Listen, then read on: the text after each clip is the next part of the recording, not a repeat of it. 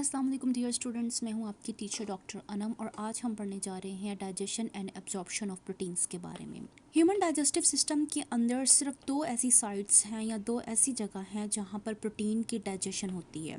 इसमें सबसे पहले हमारे पास आ जाता है स्टमक और फिर आ जाता है स्मॉल इंटेस्टाइन। जब आप खाना खाते हैं तो मुंह में जो एंजाइम्स हैं उनमें से कोई एंजाइम ऐसा नहीं है जो प्रोटीन की डाइजेशन कर सके। वो खाने को छोटे छोटे से टुकड़ों में तब्दील कर देते हैं और उसके बाद जैसे ही वो खाना स्टमक के अंदर पहुंचता है उसके अंदर प्रोटीन की डाइजेशन स्टार्ट हो जाती है। अब स्टमक में कैसे स्टार्ट होती है प्रोटीन की डाइजेशन? स्टमक के अंदर पाए जाते हैं गैस्ट्रिक ग्लैंड्स और उन ग्लैंड्स में पैरिटल सेल्स होते हैं और ये पैरिटल सेल्स हाइड्रोक्लोरिक एसिड बनाते हैं। ये हाइड्रोक्लोरिक एसिड की वजह से जो स्टमक के अंदर जो कंटेंट होता है या स्टमक के अंदर जो सारा मावा होता है या मादा होता है उसकी पीएच 2 से 3 के करीब होती है। इसके अलावा जो गैस्ट्रिक ग्लैंड्स हैं वो जाइमोजिन सेल्स भी रखते हैं और ये जाइमोजिन सेल्स प्रोड्यूस करते हैं पेप्सिनोजिन। पेप्सिनोजिन जो है वो एक इनएक्टिव एंजाइम है। इनएक्टिव का मतलब यह है कि ये अभी सबस्ट्रेट को उसके प्रोडक्ट में कन्वर्ट नहीं कर सकता। जैसे ही ये पेप्सिनोजिन स्टमक के अंदर या स्टमक के ल्यूमन के अंदर या ये जो कैविटी है ये वाली इसके अंदर एंटर होता है तो ये कन्वर्ट हो जाता है पेप्सिन के अंदर। अब पेप्सिन क्या है जी? पेप्सिन एक एक्टिव एंजाइम है और इसका काम क्या है कि ये प्रोटीन को तोड़ता है और उसको पेप्टोन्स और पॉलीपेप्टाइड्स में कन्वर्ट कर देता है या तब्दील कर देता है। पेप्सिनोजिन पेप्सिन में कैसे कन्वर्ट होता है? ये कन्वर्ट होता है जैसे ही पेप्सिनोजिन जो है वो एसिडिक मीडियम के अंदर आता है तो वो पेप्सिन के अंदर कन्वर्ट हो जाता है। अब यहाँ सवाल ये पैदा होता है कि पेप्सिन जो है वो ऑलरेडी पेप्सिन की फॉर्म में क्यों नहीं बनता?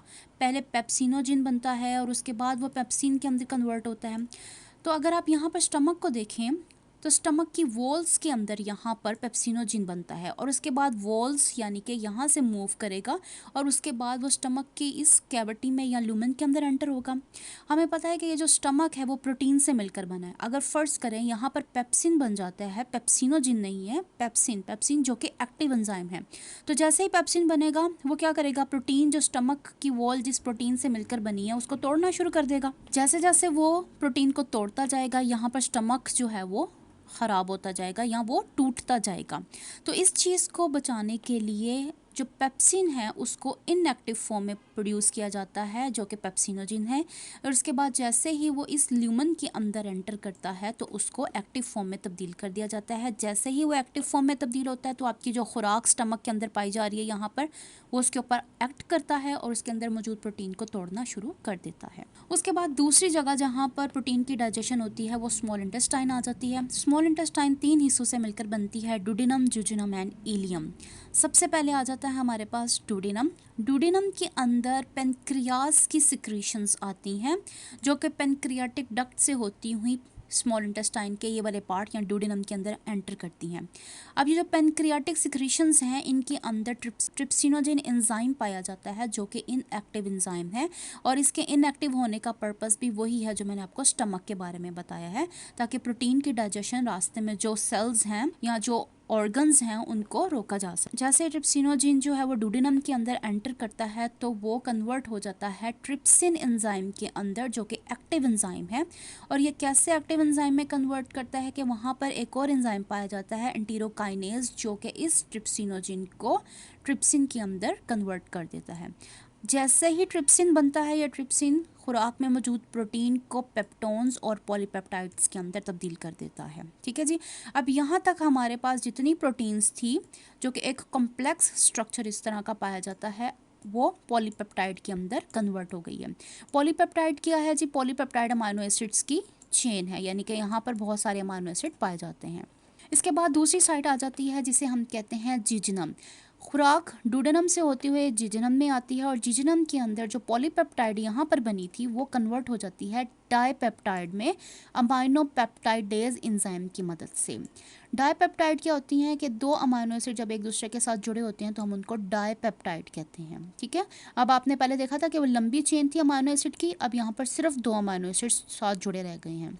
उसके बाद एक और एंजाइम एरिप्सिन जो है वो डाइपेप्टाइड के ऊपर अमल करता है और इस डाइपेप्टाइड को अमाइनो एसिड में कन्वर्ट कर देता है। अमाइनो एसिड सबसे छोटा यूनिट है और इस वक्त हमारी प्रोटीन की डाइजेशन मुकम्मल हो गई है। ठीक है, वो डाइजेशन जो हमने प्रोटीन की स्टमक से स्टार्ट की थी वो स्टमक से होते हुए डुडेनम से होकर जैसे ही जीजीनम में आती है उसकी डाइजेशन मुकम्मल हो गई है और वो अब सिंगल अमाइनो एसिड में मौजूद है। अमाइनो एसिड अब वो पार्ट है जो आसानी से खून में जज़्ब किया जा सकता है। तो इसका मतलब है कि अगला हिस्सा जो हमारे पास स्मॉल इंटेस्टाइन का आ जाता है वहाँ पर प्रोटीन की एब्जॉर्प्शन स्टार्ट हो जाती है। अगला हिस्सा हमारे पास स्मॉल इंटेस्टाइन का है जी इलियम। इलियम के अंदर अमाइनो एसिड की डाइजेशन होती है डिफ्यूजन से या एक्टिव ट्रांसपोर्ट से।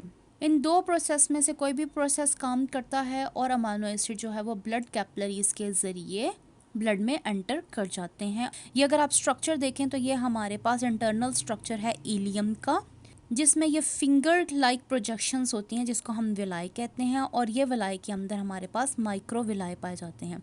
अब आप यहाँ पर देखें, यहाँ पर ब्लड वेसल्स हैं, ये ब्लू और रेड में जो आपको नज़र आ रही हैं। क्या होगा जी, जो अमाइनो एसिड्स हैं वो सबसे पहले आएंगे हमारे पास यहाँ पर विलाई में, विलाई से होते हुए माइक्रो विलाई में आएंगे और माइक्रो विलाई से वो ब्लड वेसल्स के अंदर एंटर करेंगे और ब्लड वेसल्स के अंदर जो ब्लड मौजूद है वो अमाइनो एसिड्स को उनकी डेस्टिनेशंस की तरफ ले जाएगा, यानी जहाँ पर भी अमाइनो एसिड की ज़रूरत है। तो इस तरह से जो खुराक के अंदर प्रोटीन पाई जाती है वो डाइजेस्ट होती है और एब्जॉर्ब हो जाती है। इलियम या स्मॉल इंटेस्टाइन तक ही उसका सफ़र होता है, इससे आगे का सफ़र वो तय नहीं करती। तो ये था हमारा आज का lesson digestion and absorption of protein के बारे में। अगर इससे रिलेटेड आपके पास कोई क्वेश्चन है आप मुझसे पूछ सकते हैं। मैं मिलती हूँ आपको अगले वीडियो में।